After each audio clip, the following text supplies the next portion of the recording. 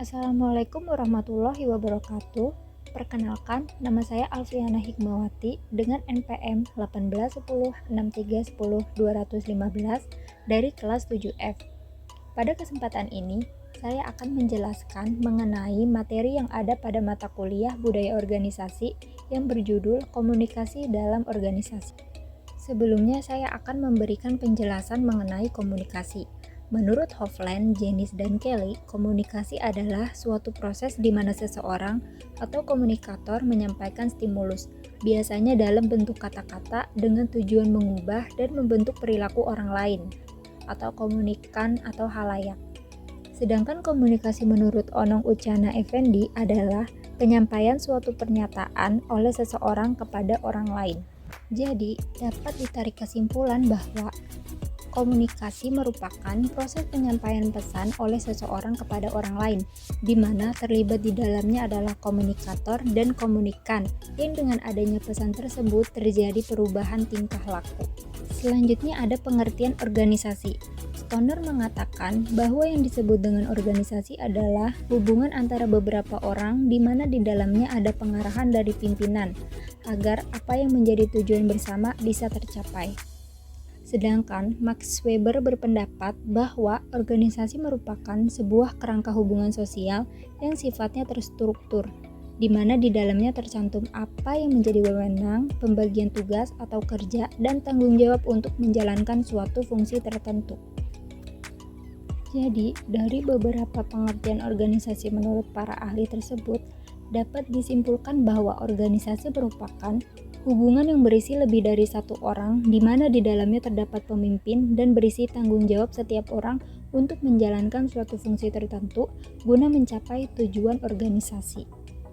Selanjutnya ada pengertian komunikasi organisasi.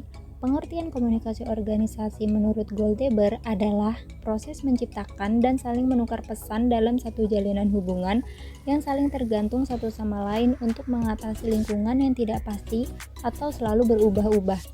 Sedangkan komunikasi organisasi menurut Zelko dan Dance yaitu suatu sistem yang saling tergantung yang mencakup komunikasi internal dan komunikasi eksternal. Dapat ditarik kesimpulan bahwa komunikasi organisasi adalah komunikasi yang terjadi dalam suatu organisasi, yaitu pertukaran pesan yang saling tergantung dalam suatu jaringan organisasi guna mencapai kesamaan makna.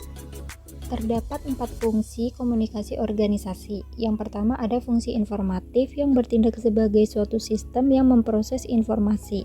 Yang kedua ada fungsi regulatif yang diharapkan dapat memperlancar peraturan serta pedoman yang telah ditetapkan oleh anggota dan pemimpin organisasi tersebut. Selanjutnya yang ketiga ada fungsi persuasif yang merupakan fungsi untuk memberi perintah. Dan yang terakhir ada fungsi integratif, yaitu fungsi yang berkaitan dengan penyediaan saluran atau hal-hal yang dapat mempermudah anggota organisasi untuk melakukan dan melaksanakan tugas tertentu dengan baik.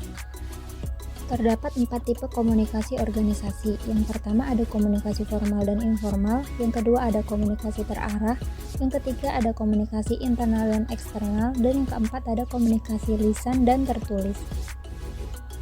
Komunikasi formal dan informal. Komunikasi formal biasanya memiliki struktur organisasi tertentu dan pesan yang disampaikan memiliki standarisasi.